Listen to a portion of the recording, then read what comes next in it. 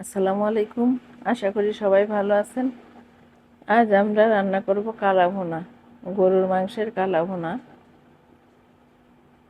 প্রথমে আমি মাংসগুলো তুলে দিয়েছি, যে তেলটার ভিতরে আমি পেঁয়াজ ব্রেস্তা করে ফেলেছি।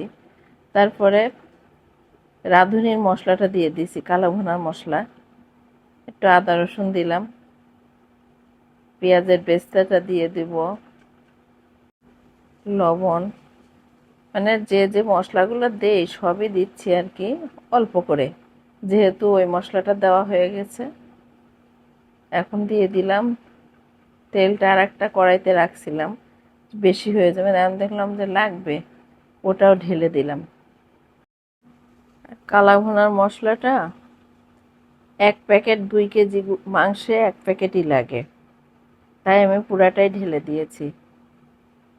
এখন হাতে ভালো মতো মাখিয়ে নেব, মাখিয়ে তারপরে ঢেকে দিব, দিয়ে জাল দিয়ে দিব আর কি, আস্তে আস্তে হবে। আর গ্যাসের খুব সমস্যা, গ্যাস নাই, আমরা ইন্ডাকশনে রান্না করি। আর যখন গ্যাস আসে তখন গ্যাসেই রান্না করি, আর যখন গ্যাসটা থাকে না তখন ইন্ডাকশনে রান্না করি। মিলে ঝুলে আর কি রান্না করতে হয়।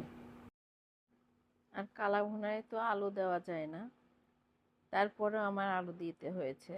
আমার ছেলে আলু খাবে, বলছে তুমি আলু দাও, ভালো লাগবে। এর জন্য আমি কয়েকটা আলু দিয়ে দিয়েছি। খারাপ লাগে না খেতে। আর কালা ভুনা তো একদম শুকনো শুকনো করে ফেলতে হয়, তাহলে ভালো হয়। আমার ছেলের আবার একটু একটু ঝোল লাগে, যার জন্য অল্প করে রাখা হয়েছিল, খুব বেশি না, মাখা মাখা আর কি। খেতে কিন্তু খারাপ হয় নাই, ভালোই হয়েছিল।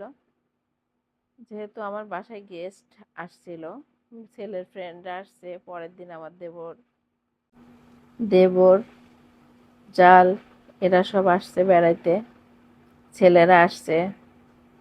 আচ্ছা, খাইলো, খাইয়ে বললো ভালোই হয়েছে চাচি। মানে ভালোই লাগলো। খেলে যদি কেউ বলে ভালো হয়েছে, শুনতে ভালোও লাগে। যাই হোক, আমার ভিডিওগুলো আপনাদের কাছে কেমন লাগে? ভালো লাগলে অবশ্যই পাশে থাকবেন, লাইক কমেন্ট। আসলে একটা ভিডিও করতে যত সময় লাগে না, আর দেখতে তো বেশি সময় লাগে না। আর এর মাঝখানে যে আমাদের মেহনত কত থাকে, সেটা তো অনেকেই বুঝে না।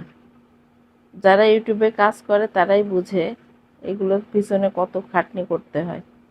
তারপরও ভিউ আসে না, কেন জানি কোনোভাবেই উন্নতি হয় না আমার ভিডিওতে।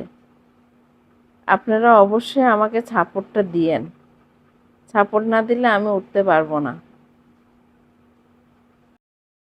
নাড়াচাড়া করতে করতে আমার রান্নাটা অনেকখানি হয়ে এসেছে। আর যেহেতু একটু সামান্য ঝোল রাখতে হবে, আমি সামান্য একটু পানি দিব। মাংসটা তো সিদ্ধও হইতে হবে, যার জন্য সামান্য একটু পানি দিতে হবে। আর এই কালা ভুনার মশলাটা কিন্তু বাসায় বানানো যায়। আমি কেনাটা দিয়ে করেছি, আমি বাসায় বানানোটা দিয়েও বানাই, মজাই লাগে। আমার ভিডিও যদি আপনাদের কাছে ভালো লাগে, লাইক কমেন্ট সাবস্ক্রাইব করে আমার পাশে থাকবেন। আল্লাহ হাফেজ।